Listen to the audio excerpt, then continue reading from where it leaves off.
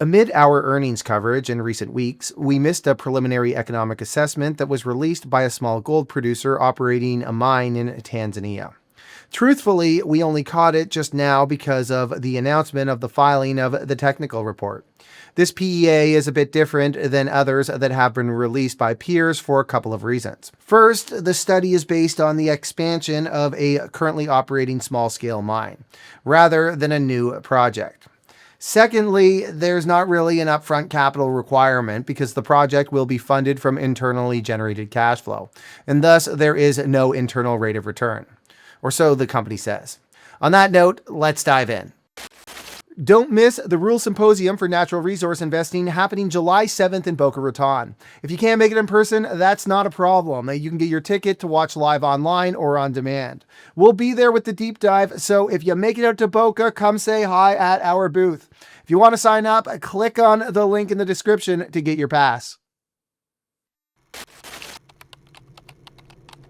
The PEA we are talking about here is TRX Gold's study on an expansion at the currently operating Buckreef gold mine.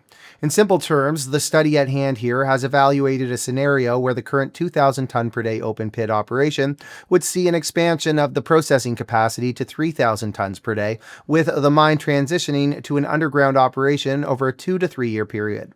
The expansion aims to increase annual production at the mine from the current 20 to 25,000 an ounce a year range to 62,000 ounces a year on average over an 18-year mine life, give or take. Much of that production will be front-loaded to the first 5 years of underground operations, when average annual production is expected to be in excess of 80,000 ounces.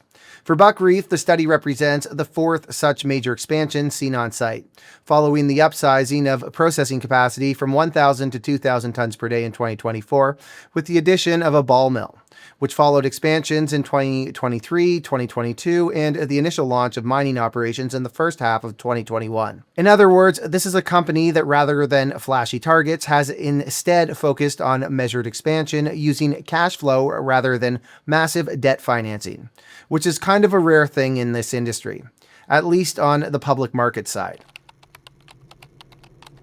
Okay, so let's get into the numbers here. The proposed expansion here would see the mine life of Buckreef expand to 17.6 years, with an average life of mine production profile of 61,700 ounces, as I said previously, with those ounces expected to come from 18.1 million tons of ore, averaging 2.14 grams per ton.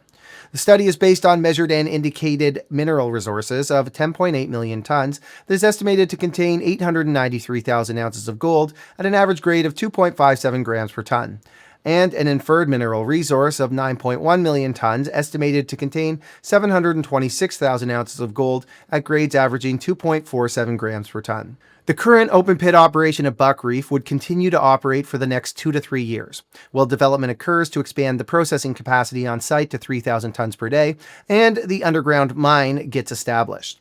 Collectively, 3.5 million tons of mineralization is expected to come out of the open pit under the PEA, with an average grade of 1.92 grams per ton and a pretty high strip ratio of 6. Once the transition to underground mining is complete, a total of 14.4 million tons is expected to come out of the ground at an average grade of 2.22 grams per ton. Over at the plant, recoveries are expected to average about 87% as compared to the 79% recovery rate experienced at the mine in fiscal 2024, while the processing rate is expected to average 2,800 tons per day.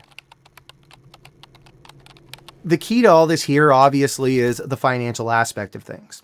Initial capital costs for the entire effort are pegged at nil. Instead, costing has been grouped into growth capital expenditures at $175 million, sustaining capital expenditures at $184 million, and closure costs at $13 million, which, if you ask us, is a bit misleading. Yes, the PEA envisions the first few years as being operational from an open pit standpoint, but it sort of feels like we're splitting hairs here when the bulk of the entire thing is about converting things to underground, for which there is still initial capital that is is required, even if it comes from cash flow. And TRX basically says that themselves. $89 million in growth capital is to be spent over the next 4 years to support the plan. Broken out, $55 million will be spent on the underground expansion, $30 million will be spent on process improvements, process plant throughput expansion, and camp upgrades, and $3 million will be spent on tailings facility upgrades, which is basically the initial capital that is required to get this thing done. The remainder of that $175 million in growth capital is also expected to be spent on underground development. Sustaining capital, meanwhile, will see $87 million allocated to the site and process plant and $97 million allocated to underground mining. In terms of costing on a per ounce basis, cash costs under the PEA are estimated to average $1,024 an ounce over the life of mine, while all-in sustaining costs are estimated at $1,206 an ounce. This compares to 2024 cash costs at Buckreef of $11.03 an ounce, while no AISC was calculated by the company. All told, the PEA has calculated that this mining scenario has an after-tax net present value of $442 million using a 5% discount rate and a convoluted pricing scenario of $27.07 gold in year 1, $26.46 gold in year 2, $24.95 gold in year 3, $2,400 gold in year 4, and $22.45 gold in year 5 and thereafter, which is basically said to follow consensus forecast case for gold prices. At a much more simple, straight $3,000 an ounce gold price, that NPV is said to rise to $766 million on an after-tax basis, with no IRR or payback period given the method of financing the expansion. All right, so let's wrap it up. TRX Gold has gone about things here a bit differently than its peers, which is a bit refreshing. We may not agree with all aspects of what is claimed in terms of cost buckets, but we can appreciate the fact that they're using a bootstrap approach to mining rather than going out and raising big debt like many of their peers do. There's more than one way to skin a cat, which is something that a lot of these public mining companies often forget, which is often because they are just as much in pursuit of mining investor dollars as they are mining minerals in the ground. All right, everybody, thanks for watching. If there's stories you want us to cover, as always, let us know in the comments section. Guys, we have a ton of earnings videos over on our channel, so if you haven't checked those out, check those out.